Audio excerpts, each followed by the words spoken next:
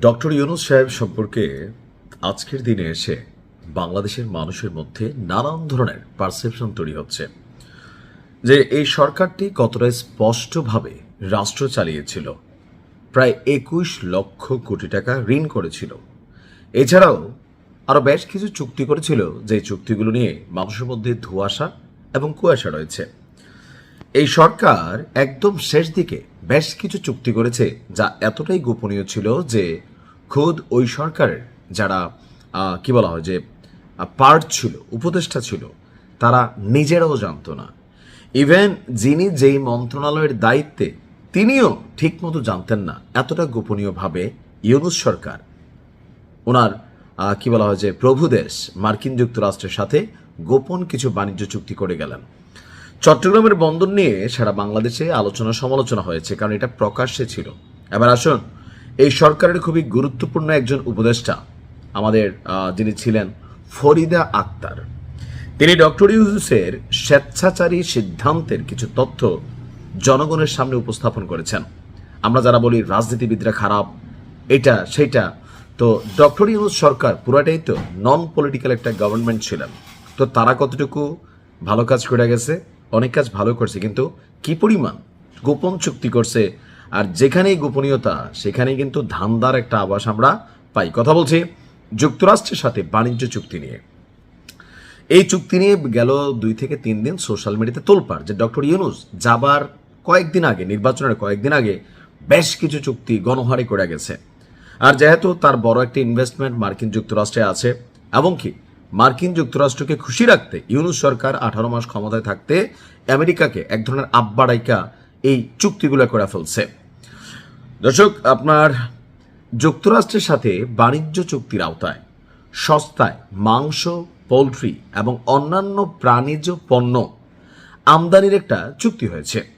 আর এই চুক্তি নিয়ে অন্তর্বর্তী সরকারের যিনি সাবেক মৎস্য এবং প্রাণী সম্পদ উপদেষ্টা ফরিদা আক্তার, তিনি আজকে ডক্টর ইউনূস সরকারকে নিয়ে তীব্র সমালোচনা করেছেন।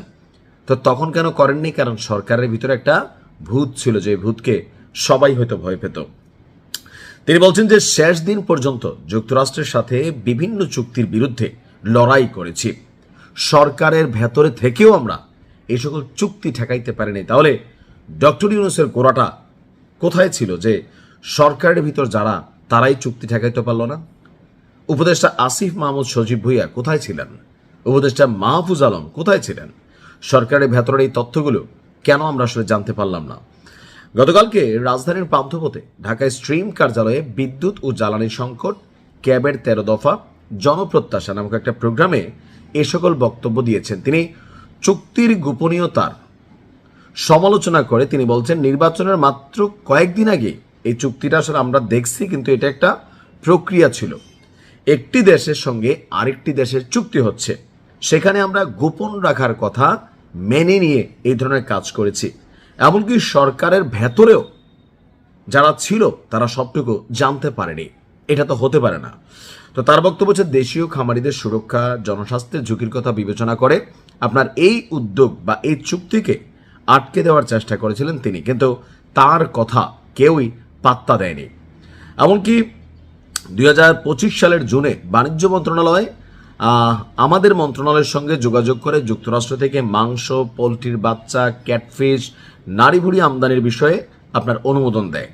কিন্তু এসব পণ্য আমদানির ক্ষেত্রে দেশের জনস্বাস্থ্যের ঝুঁকি, প্রাণী স্বাস্থ্যের ঝুঁকি, বিশেষ করে জৈনটিক রোগের সম্ভাবনা, মানে অনেক কিছু যেগুলো আসলে এখানে আলোচনার বিষয় ছিল। তো ওনার বক্তব্য হচ্ছে যে আমরা দেখলাম চুক্তি হয়ে গেল, আর ওখানে যেটা আছে এটাই মানতে হবে। তো ডক্টর ইউনূস কেন আসলে বুঝে শুনে বাংলাদেশের জনগণের এই স্বাস্থ্য ঝুঁকি ফেলে গেলেন? কেন 20 কোটি মানুষকে বিপদে ফেলে গেলেন? কেন এতগুলো প্রাণীকেও বিপদে ফেলে গেলেন? এই প্রশ্নের জবাব ডক্টর ইউনূসের কাছে বর্তমান ক্ষমতাসীন সরকার আসলে কি চাওয়ার সাহস রাখেন?